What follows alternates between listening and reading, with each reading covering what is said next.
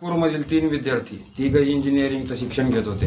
आर्यन शेंडे हा computer science शिकायचा, रितेश कांबळे आणि अभिजित वाघमारे हे दोघं मेकॅनिकल सायन्सला शिकत होते. या तिघांनाही महागड्या मोबाईल आणि कारच्या हौसेमुळे या तिघांनी मिळून एका व्यावसायिकाचा खून केला आणि त्यानंतर या तिघांनी सर्व पुरावे मिटवण्यासाठी क्राईम सिरियल्सचा सहारा घेतला. काय घडलं होतं नागपूरमधील वाडीमध्ये जाणून घेऊ या व्हिडिओमध्ये.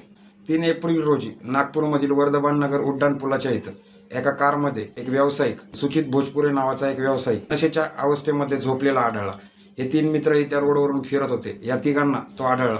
त्यानंतर या तिघांनी त्या व्यावसायिकाला हटकलं.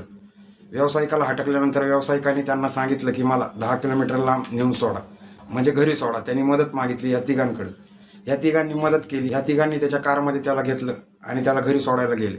वाडीमध्ये पोहोचल्यानंतर त्याच्या घराला लॉक होतं. या तिघांनी त्याच्या फोनवरून त्याच्या बायकोला फोन केला. त्याच्या बायकोने सांगितलं की याला नशेच्या अवस्थेमध्ये घरी आणू नका, त्याला तिकडेच ठेवा. या तिघांच्या डोक्यामध्ये तेव्हा शिजला एक कट. या तिघांनाही महागड्या मोबाईल आणि गाडीची हौस होती. या तिघांनी एक प्लॅन केला.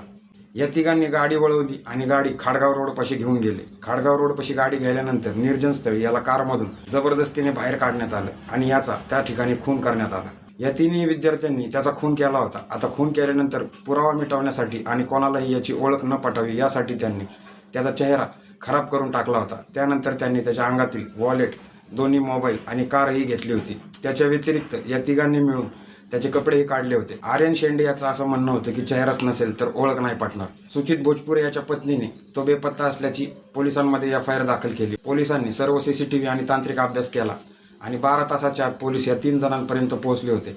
सुरुवातीला या तिघांनी उडवाउडीची उत्तरं दिली, परंतु आर्यन शेंडे याच्या बुटावरती पोलिसांना रक्त आढळलं होतं. त्यानंतर पोलिसांनी यांची खडसावून चौकशी केल्यानंतर हे तिघेही फुटले. या तिघांनी सांगितलं की यांना महागडा मोबाईल पाहिजे होता आणि यांचं असं ठरलं होतं की या कारचा कलर बदलायचा. यांना कारची हौस होती.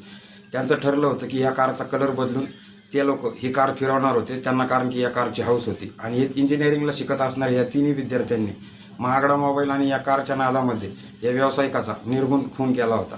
गुन्हे शाखेच्या युनिटने आता या 3ही आरोपींना वाडी पोलिसांच्या ताब्यामध्ये दिलेला आहे. पोलीस या सर्व घटनेचा संपूर्ण तपास करत आहेत. या घटनेमध्ये या 3ही आरोपींचा दुसरा कोणता विचार होता का याचाही पोलीस तपास करत आहेत.